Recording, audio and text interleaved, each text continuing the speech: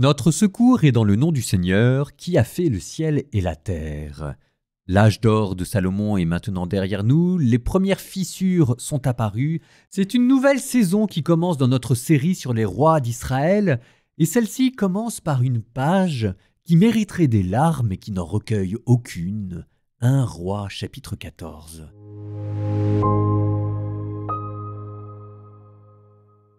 En ce temps-là, Abia, fils de Jéroboam, tomba malade. Jéroboam dit à sa femme « Lève-toi, je te prie, déguise-toi pour pas que l'on ne sache que tu es la femme de Jéroboam. Va à Silo, là se trouve le prophète Ahias, qui a dit de moi que je serai roi sur ce peuple. Emporte 10 pains, des gâteaux secs, un pot de miel et va le trouver chez lui. Il te révélera ce qui adviendra de l'enfant. » La femme de Jéroboam fit ainsi. Elle se leva, partit pour Silo et se présenta à la maison d'Ahias. Or, Ahias ne pouvait plus voir, il avait le regard fixe à cause de son grand âge. Mais le Seigneur avait dit au prophète Ahias « Voici, la femme de Jéroboam est en route pour te consulter au sujet de son fils qui est malade. Tu lui parleras de telle et telle manière, et lorsqu'elle se présentera, elle se fera passer pour une étrangère. » Dès que le prophète Ahias entendit le bruit de ses pas dans l'entrée, il dit « Entre, femme de Jéroboam, pourquoi te fais-tu passer pour une étrangère? J'ai pour toi un dur message. Va dire à Jéroboam, ainsi parle le Seigneur, Dieu d'Israël, je t'ai élevé du milieu du peuple et je t'ai placé comme chef sur mon peuple Israël. J'ai arraché la royauté à la maison de David et je te l'ai donnée. Mais tu n'as pas été comme mon serviteur David, qui gardait mes commandements et me suivait de tout son cœur pour ne plus faire que ce qui est juste à mes yeux. Tu agis plus mal encore que tous ceux qui t'ont précédé. Tu es allé te fabriquer d'autres dieux, des idoles de métal fondu, pour provoquer mon indignation, et moi, tu m'as rejeté derrière ton dos. C'est pourquoi, voici que je fais venir le malheur sur la maison de Jéroboam. J'exterminerai tous les mâles de la famille de Jéroboam, esclaves ou hommes libres en Israël. Je balayerai les derniers restes de la maison de Jéroboam comme on balaye à fond les ordures. Celui de la famille de Jéroboam qui mourra dans la ville, les chiens le mangeront. Celui qui mourra dans les champs, l'oiseau du ciel le mangera. Car le Seigneur a parlé. Quant à toi, debout, retourne dans ta maison. Au moment où tu entreras dans la ville, l'enfant mourra. Tout Israël le pleurera, puis on l'ensevelira. Lui seul, en effet, de la famille de Jéroboam sera mis dans un tombeau, car en lui seul a été trouvé quelque chose de bon pour le Seigneur, le Dieu d'Israël. Le Seigneur suscitera pour lui-même un roi sur Israël qui supprimera la maison de Jéroboam. C'est pour aujourd'hui, et même pour maintenant. Le Seigneur frappera Israël, qui deviendra comme le roseau qui s'agite dans l'eau. Il extirpera Israël du sol fertile qu'il avait donné à leur père. Il les dispersera jusqu'au-delà de l'Euphrate, puisqu'en fabriquant leurs poteaux sacrés, ils ont provoqué l'indignation du Seigneur. Il livrera Israël à cause des péchés que Jéroboam a commis, et des péchés qu'il a fait commettre à Israël. » La femme de Jéroboam se leva. Elle partit et revint à Tirsa, et comme elle arrivait au seuil de la maison, l'enfant mourut. On l'ensevelit et tout Israël le pleura, conformément à la parole que le Seigneur avait dite par l'intermédiaire de son serviteur Ahias le prophète. Les restes des actions de Jéroboam, ses combats et son règne, tout cela n'est-il pas écrit dans le livre des annales des rois d'Israël? Le temps que régna Jéroboam fut de 22 ans, puis il reposa avec ses pères. Son fils Nadab régna à sa place. Roboam, fils de Salomon, régna en Juda. Roboam avait 41 ans lorsqu'il devint roi, il régna 17 ans à Jérusalem, la ville que le Seigneur avait choisie parmi toutes les tribus d'Israël pour y mettre son nom. Sa mère s'appelait Naama l'Ammonite. Mais les gens de Juda firent ce qui est mal aux yeux du Seigneur. Ils provoquèrent son ardeur jalouse plus que n'avaient fait leurs pères par les péchés qu'ils avaient commis.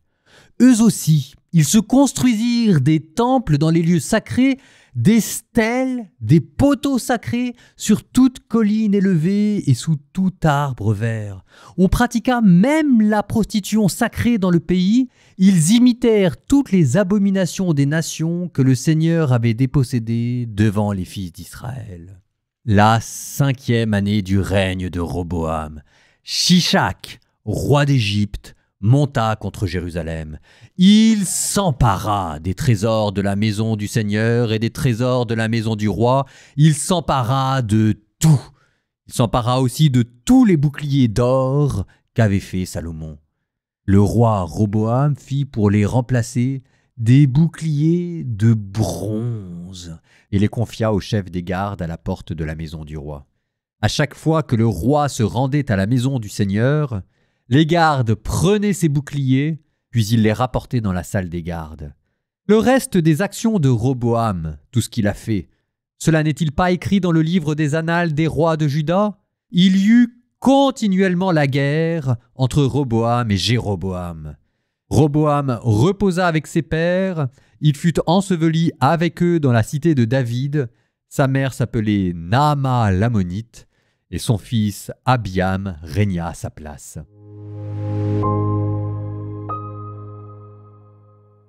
Ahias, on l'avait déjà vu, 1 Roi chapitre 11, c'est lui qui a fait Jéroboam. Alors que Jéroboam n'était qu'un rebelle, Ahias, prophète, était allé le voir et avait déchiré un manteau pour lui dire que Dieu lui donnait une partie de la royauté de Salomon. Donc Ahias, c'est l'équivalent de Samuel pour Jéroboam. Et Ahias, on le sent un peu vexé parce qu'il aurait bien aimé être un nouveau Samuel qui fait un nouveau David, d'où la réponse qu'il donnait verset 8 en disant à Jéroboam qu'il avait tout ce qu'il fallait pour bien commencer à suivre la lignée de David. Je note dans la réponse d'Aya un problème de traduction. D'habitude, j'aime pas noter les problèmes de traduction, mais celui-là, je pense qu'il est important de le voir et je vais rester un peu dessus pour parler de quelque chose qui me tient à cœur et qu'on appelle le politiquement correct. Et je m'excuse, je vais être vulgaire, je vais même être scatologique, non pas pour le plaisir de l'être, mais par fidélité au texte. Je vous dis d'abord la traduction que vous avez entendue. « J'exterminerai tous les mâles de la famille de Jéroboam, esclaves ou hommes libres en Israël. Je balayerai les derniers restes de la maison de Jéroboam comme on balaye à fond les ordures. » Je vous donne maintenant la traduction littérale. « J'exterminerai de la famille de Jéroboam tous ceux qui pissent contre un mur. Esclaves ou hommes libres en Israël, je balayerai les derniers restes de la maison de Jéroboam comme on balaye un tas de merde. » Fin de la citation. Ah bah c'est sûr, ça a plus de vigueur, comme ça. La question c'est, pourquoi ne l'avoir pas laissé tel quel? Et c'est là où j'en viens à mon problème de politiquement correct. Au Moyen-Âge, on n'hésitait pas à parler comme ça. Ce qui est sûr, c'est que depuis quelque temps, c'est pas vraiment la manière de parler du clergé. C'est comme si on n'avait pas envie que Dieu parle comme ça. C'est ce qu'on appelle dans l'Église la langue de buis. La traduction que je suis en train de vous lire est la traduction officielle qu'on utilise pour la liturgie, approuvée par la Conférence des évêques de France. Alors, c'est pas pour le plaisir de choquer inutilement ou de dire du mal, enfin on s'en passerait bien, mais c'est parce que derrière, il y a un problème.